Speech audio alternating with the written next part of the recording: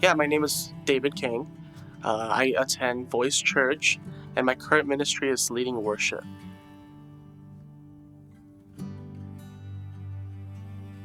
I grew up in church my whole life.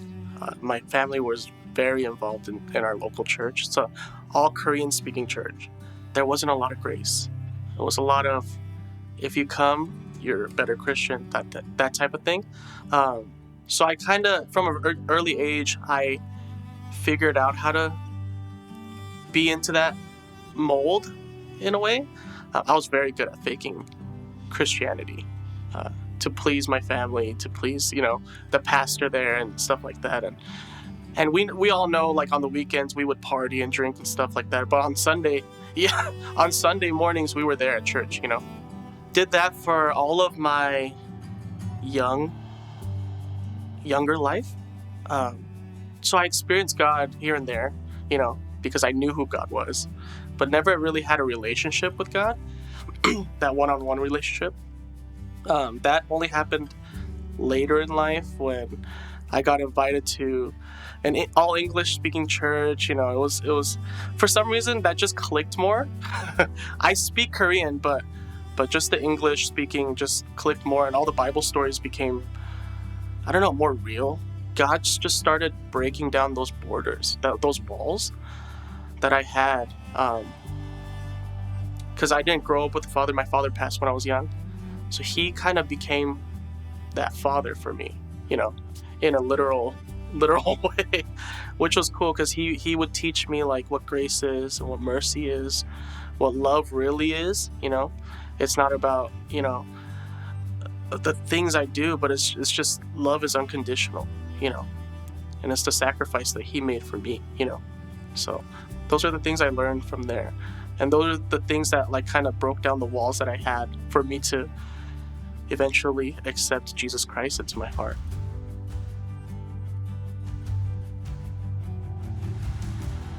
I remember I was going to college for nursing at the time, and I dropped out that night.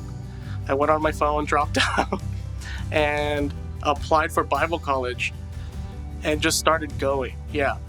So when I got saved, I just dove right in, started going to the church that had the Bible college, and just started learning.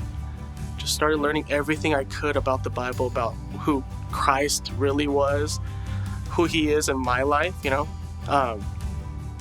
and it's been a crazy journey since then, but such a fulfilling and rewarding one.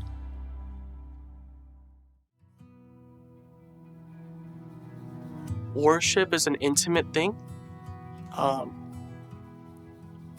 The way I lead worship is just, obviously we practice with the team and everything like that during the week, but on Sunday mornings or when we start worship, it's just me and Jesus, I think that's the main thing, and that's what I'm trying to cultivate there, or in anywhere I lead worship.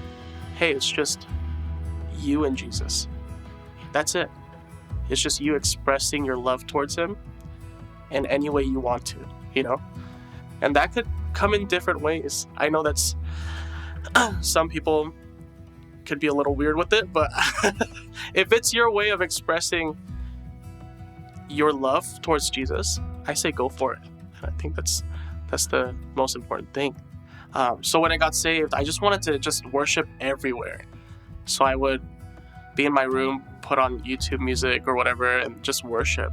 And then I started to want to play guitar. So before that, I didn't play guitar at all, but I picked it up because I wanted to just worship in my room and just have that alone time, So from there, I learned how to play guitar, how to lead, and God took that and just took me everywhere, He's like, anywhere that needed worship, I was just like, I'm willing, God, take me. So he took me to Skid Row to evangelize through that with another ministry. He took me to colleges to evangelize through music. And I think the pastoral point in that is what I love most about just leading his people into that space. I think that has a big part in it.